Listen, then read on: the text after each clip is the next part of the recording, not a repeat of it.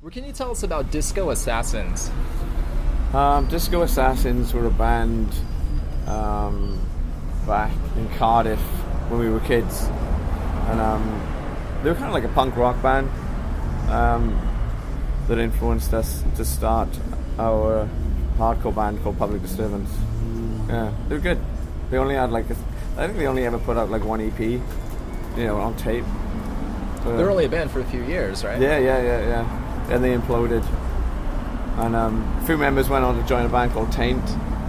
But yeah, they were good. They had a vibe. At the time they were playing shows and you were playing in Fleshbind. Yeah, What were those shows like? crazy.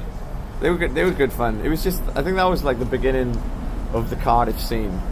Yeah, it was just a bunch of friends. We knew, you knew everybody at the shows. Everyone was in bands. It was just like an excuse to hang out and play, play to each other. You mentioned Public Disturbance. I know the band was influenced a lot by Agnostic Front, Yeah. Sick It Off, bands like Madball. New York hardcore scene. Yeah, totally. Our singer was like a big buff guy that wanted to fight people at every show with a bandana. I did an interview in 2010 with Agnostic Front, and we were talking about memorable moments in New York.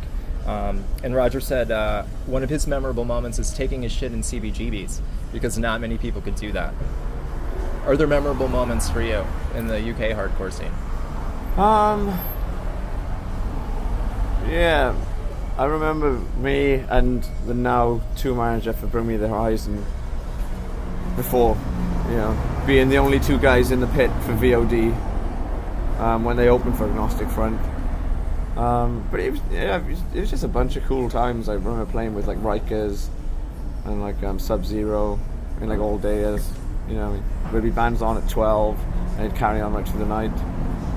It was just it was a good vibe. What was it like? What were the shows like when you first came over to the States then? They were okay. Yeah, they were alright. They were I think a lot of people thought we were American. Yeah. And we were like, whatever, until we started talking. But they were good. George was there. I know some of the early shows were with bands like Glassjaw and the Movie Life. Yeah. No, we took the Movie Life out in the UK, with those guys, and we did like Ozfest with Glassjaw and stuff, and they're good guys. Everyone's from Long Island, weirdly, and VOD. That's true, and you also played with Amazing Device. Yeah. And the show at Bowery Ballroom, Chevelle played that show, and there was no security. Yeah. No, they didn't need it then. Yeah. But the Amazing Device were an amazing. They're a really good band. Really good. It's a shame that nothing ever happened with them. You know what I mean? I think they were just, like victims of kind of like wrong place, wrong time. Because I still listen to their EP now. It stands up. You did guest vocals on the Quiet Room. Yeah, a song called Secret. Which is awesome. I love that whole record. Yeah, it's really good. I haven't spoken to Aaron for a long time, but he was always a cool guy. Were you familiar with his previous band, 616 Undone? No. I know they used to be called Further before they were Amazing Device. You've been around for a long time, and you've seen a lot of bands come and go. I know in 2006 you toured the UK with From First to Last and This Is Hell. What do you think now of Skrillex? I think he's worked hard, Yeah, he's busted his ass. Hats off to him. Well, First to Last didn't end up doing the tour because his sonny's voice was wrecked. He kept having voice problems. And I always remember him hitting me up on Instant Messenger under the name Skrillex. This was years ago, saying apologize, Yeah. And but Bring Me the Horizon stood in for them. Yeah. Cool. Are you surprised with how successful they've become? No, not really. I think they're another band that they know what they're doing. They've got a sound, they've got a vibe, they've got an aesthetic. They don't try and be something they're not. And I think to a point, kids respect that.